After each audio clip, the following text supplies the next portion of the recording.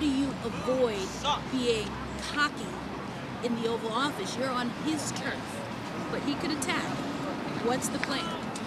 Well, I think being a New Yorker means that you're prepared for all situations, and I will look to make clear that my interest goes beyond any one of an individual. It's for the people that I look to represent. That's the case I'll make.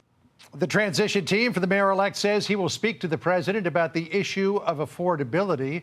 Hopefully this will be open press tomorrow because it will be very interesting to see. Mamdani making that a cornerstone of his campaign, vowing to freeze rent and make buses free under his watch. But these policies are being ridiculed by Republicans who called the plans a progressive pipe dream. I can't imagine why anybody would think that meeting would be so interesting, John. Gerry Baker wrote about Mamdani's victory in New York City, warning it is a gift the president must unwrap carefully. He will join us live right here on America Reports in moments. I think it's got the potential to be Pelosi-Schumer 2.0. We'll see. But we begin with Alexandria Hoff. She's live at the White House where the briefing is going to start soon. Alexandria? Hi, good to be with you guys. Yeah, when you talk about this gift potentially that the president must unwrap carefully, I mean, carefully indeed. New York City is a city that he loves, that is called home. The president does not want to see a failure in leadership there to prove a point. And actually, when you kind of played some of the sound bites from the mayor-elect and the president, on the mayor-elect's side, you've heard some of his language be toned down today, kind of in anticipation of this meeting, saying he wants to work with the president, find ways they can work together. Even went as far as to say that the two of them were elected for similar reasons, for public safety, affordability. Clearly, the voter base has different ideas of what that looks like. So this will definitely be an interesting meeting. And it's a realm that the president is very familiar with. I mean, he's had these public feuds or debates with New York City mayors since the early 80s. In many ways, it has shaped his political ambitions, his political style. So this is not new territory for the president. We're hoping we'll get some clarification on the timing for tomorrow's meeting. It's definitely going to be one to watch. If there is press availability, John, you mentioned that would be certainly interesting. We don't know if it will be. Something else we expect to hear today is about the jobs numbers. There was better than expected jobs numbers coming out today. That's for September. It was due to come out in early October because of the shutdown. That did not happen, so they are coming out today. Shows that 119,000 jobs were added. That is more than twice what was anticipated. With that, though, there is a slight uptick when it comes to unemployment, but more people enter the job force, so that could seem to balance out. We're likely to hear more about that today. Something else that might come up is the U.S. draft of the Russia-Ukraine peace plan. There's some criticism coming from the European side on that, so we'll see what comes out of the briefing, set to start any minute now. John, Sandra, send it back to you. As I mentioned at the top, it looks like Linda McMahon's going to be coming out to talk about cuts to the education department. So, got a lot on your plate today. Alex, thanks so much. Appreciate it. Thanks. Sandra? All right, Gerry Baker is here, editor-at-large for the Wall Street Journal and a Fox News contributor. Gerry, we need you ahead of this meeting because you said in your Wall Street Journal piece this: Mamdani is a gift which Trump should unwrap carefully. You say you couldn't design a better far-left foil, but you also say his voters' frustrations are real and serious. Explain. Yeah, well, thanks very much indeed, Sandra. Look, I mean, that does capture it, I think. There's no question that Zohran Mamdani, as the face of the Democratic Party, is an extraordinary gift to Republicans, and particularly Donald Trump. Donald Trump is extremely good at defining his opponents. Well, it's one of his great successes, whether he's calling them, Sleepy Joe or Crooked Hillary.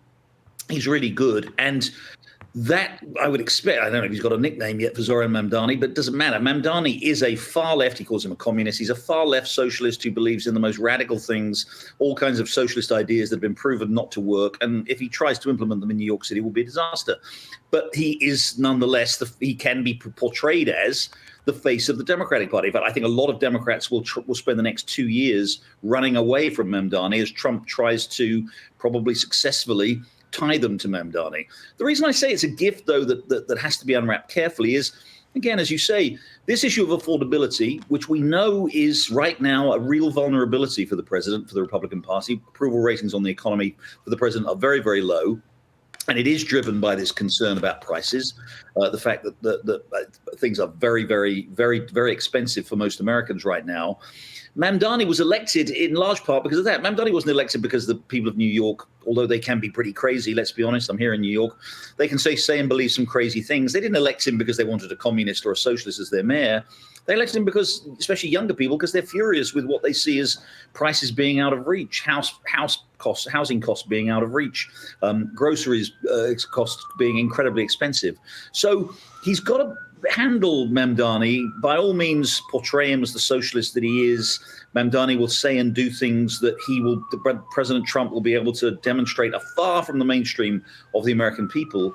But he's also got to handle this in a way that demonstrates that he does understand that Americans are really facing an affordability crisis. By the way, I do believe President Trump has given him somewhat of a nickname. I've heard Mamdani the commie come from President Trump's mouth a couple times. This is Mamdani, who's also, by the way, taking heat from his supporters for meeting with the president. Here he is explaining the reason why he's accepting the meeting. Listen. My team reached out to the White House to set up this meeting because I will work with anyone to make life more affordable for the more than 8.5 million people who call this city home. I intend to make it clear to President Trump that I will work with him on any agenda that benefits New Yorkers. If an agenda hurts New Yorkers, I will also be the first to say so. So where do you believe there could be room for the two of them to discuss working together for the betterment of New York City? It's pretty hard to see right now. Look, as you said in your introduction, and John said it too, that the president has an interest in seeing New York succeed. It's the largest city in America. It's got all kinds of economic and other problems, but it's still a source of, enormous amount of economic activity and a source of wealth for the country. He takes a very close interest in what's going on not only in New York real estate market, which right now is in reasonably good shape, but also, of course, in the financial markets, which the main ones are located here in New York City. So, there will be. President Trump will want to see that whatever Mamdani does isn't causing tremendous economic damage, and his proposals to raise taxes on rich people, not that he can probably get them through, by the way, but that's his proposal anyway, to expand the public sector here in New York City.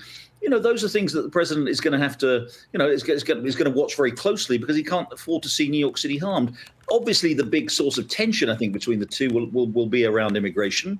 Mamdani has in the past. He's kind of eased off some of these things during the campaign, but he said some very critical things about the administration, and he said some very favorable things about illegal immigrants, and indeed, he made a big point even in his campaign acceptance speech, saying his victory speech on election night, saying, this was a victory for immigrants. So, when the administration tries to crack down on illegal immigration, on the number of illegal migrants here, that's going to be a source of tensions. But look, it's good that they're sort of coming together in a spirit of cooperation, trying to make things work. It's important for the country.